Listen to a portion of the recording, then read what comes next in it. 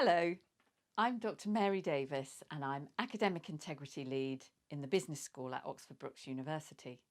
I'm also a researcher of Turnitin. So in this video, I'm going to try to help you to interpret Turnitin appropriately. So what's this video about? I'm going to provide an introduction to Turnitin, and then I'm going to show you some of the matches that are acceptable or expected. Then I'm going to show you some matches that are problematic. And finally, I'm going to give you a checklist of things to think about before you submit to Turnitin. So let's get started. What is Turnitin? Turnitin is a text matching software. So it matches text that is similar to texts on its database. It's used by universities and teachers and students in order to check for possible plagiarism and to ensure good academic practice. It has a very large database of all kinds of sources, websites, ebooks, academic journals, and it checks any submission, a student submission, against its database. There are some further links on this slide for student guidance and also to explain more about the myths associated with Turnitin. But I'm going to try and explain the basics today. So the first question, which I'm asked almost every day of my working life, is overall similarity on Turnitin equal to the amount of plagiarism in a text? No, it isn't. You should never just look at the overall score. What you need to look at is which matches are acceptable or expected and which matches are problematic. So let's start by looking at matches that are acceptable or expected. I'm going to show you some screenshots so that you can see previous student examples. So on this slide here, you can see an example of where a table of contents has been matched. That means the sections on the table of contents are similar to other students' tables of contents. That's a completely normal, expected match. And it could also occur on a title page or a template or anything that every student is expected to use. So this kind of match is fine. Don't worry about it. It's got a tick, as you can see.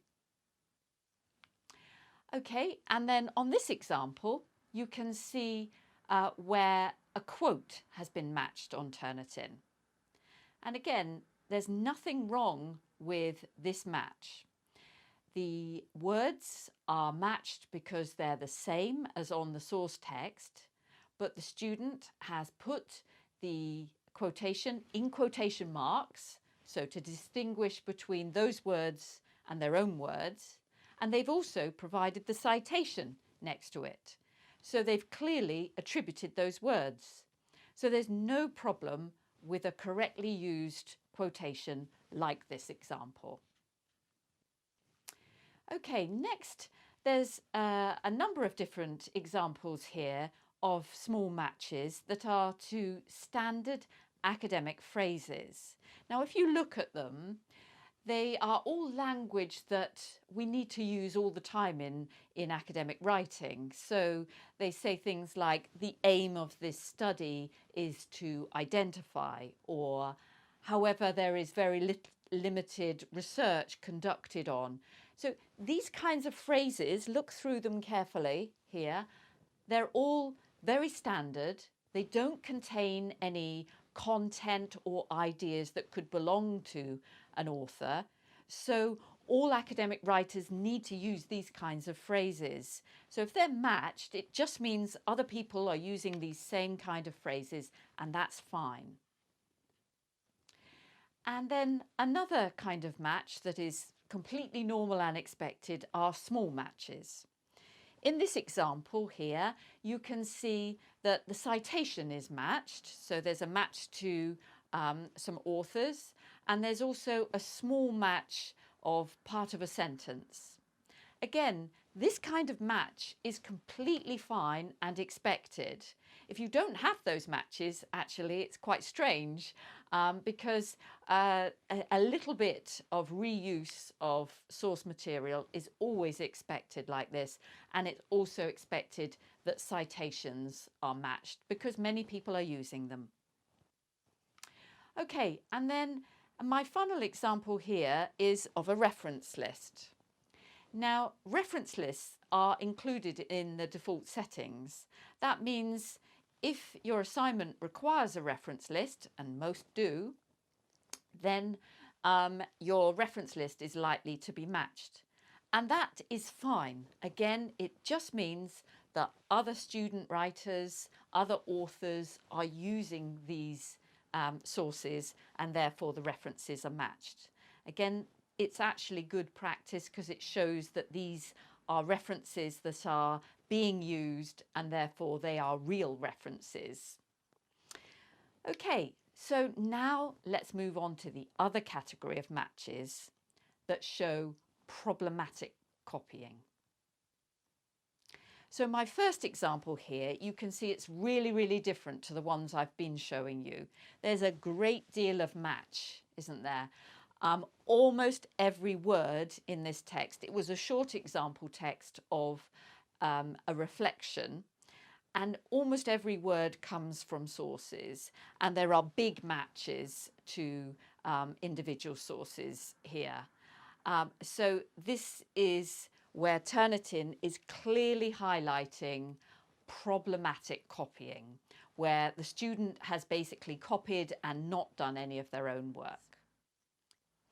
Okay, now in this example, there's almost a similar amount of copied text that's highlighted by Turnitin, but there is a difference that the student has at least attempted to attribute the information. So they've added in the citation in places. There's not enough citation, and it's still not acceptable because the student has relied on the source text.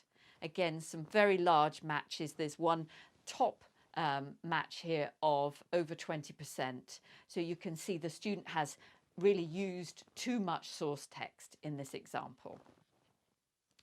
Another example, this one is copied secondary citation. Again, a very big match that you can see on the screen there, but something that makes this a particularly bad practice example is that the student has copied another author's reading of other texts. So within the match, Turnitin highlights the citation that another author used. So there's the appearance that the text and the citations were read by the student, but because Turnitin highlights that this is all in a block and came from another author's reading, we know this is secondary citation. So this is a very poor practice example. Now, we're turning towards some examples that are not quite so bad, but still not acceptable. In this one, there's insufficient paraphrasing. What Turnitin shows us is that there is a continuous string of words from the same source, even though there are gaps in between. Turnitin can highlight strings with gaps of a certain number of words between the matches and indicate that it came from the same source. So what we can see here are a couple of examples where the student's using a source text, changing some of the words, maybe using some synonym substitution for some of the words, but not sufficient changes to the original.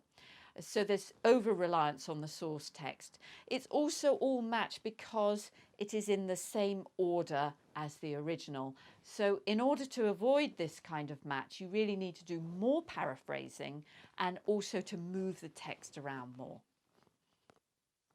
Okay, and then in this example, this is called patch writing, which means that the student is making up the text with lots of small matches.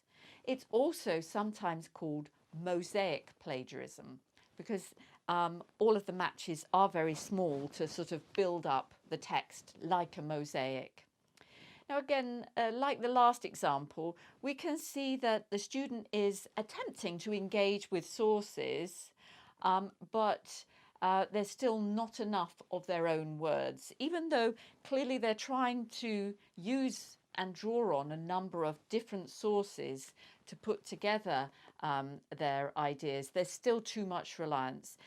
It's much better than the earlier examples of very large-scale copying from a small number of sources, but still, if you get this sort of match, it's telling you that you need to do more paraphrasing and to be a little bit more careful with how you're putting together the text, to use your own words more. Okay, now in this example, this is quite an interesting one and a very common sort of occurrence. You can see you've got a cross and then a tick and a cross over on the left, and that's because in the middle of this example, we can see a quotation. And the quotation has got those quotation marks and it's got a citation to WHO. So it's indicating in the middle of this text, the match is fine. It's no problem and expected because it's a quotation and it's shown in quotation marks. But the problem is that the student has also copied the sentence before the quotation and the sentence after it. So that means that although part of this example is okay, the other parts aren't. So something to note with this kind of example is be really careful when you're taking ideas. You need to be careful to show any exact words as a quotation and not to copy other text. If you're going to use more ideas from that text where you've taken a quotation, then make sure you paraphrase effectively and also cite because you've got to show where that's from. Okay, so let's recap now on the matches that are okay and acceptable or expected, and the matches that are not okay and problematic. So starting with the okay matches. If you have small individual matches, say 1 or 2%, that's completely okay. And any expected matches to a cover sheet or title page, a contents page, a template, citations, names of organisations like WHO, any quotes, as long as they're in quotation marks, any standard academic phrases, or the reference list, all of those matches are completely acceptable and expected. So you don't have to worry about those. But then if we look at the not okay matches, the problematic matches are the large individual matches. So where there are lots of copied sentences and paragraphs, and any matches that we don't expect, such as sections where words, ideas, or visual content from other authors or other assignments are not attributed, so there's no citation, or they're not used appropriately. So those are problems. In addition, any quotes that are not in the quotation marks and any source text that isn't paraphrased enough, those matches are problematic. So they're the ones you've got to really be careful to avoid. Okay, let's move on to the final part. We're going to look at a checklist and some sources of further help. So here's the checklist. The first thing I want to remind you is don't worry about the acceptable and expected matches, all right? It's not a good idea to try to get a 0% score because student work should normally have some matches. So we expect a certain amount of matches. That's fine. Then to make sure that you're not having any problematic matches, always make sure you've included the citation Make sure you've used quotation formatting with quotation marks and your citation next to it. Make sure you've paraphrased effectively, and always ensure that you are the author of your text, not someone else. You need to be the author. There's a link to some top 10 tips for avoiding plagiarism here, and a final point to remember is please make sure you upload the right file to the right Dropbox. Do an extra check so you don't make a mistake. So that's the end of my video. I hope you found it useful. Please try to remember some of the advice I've given to help you to distinguish between acceptable matches and problematic matches. Thank you very much.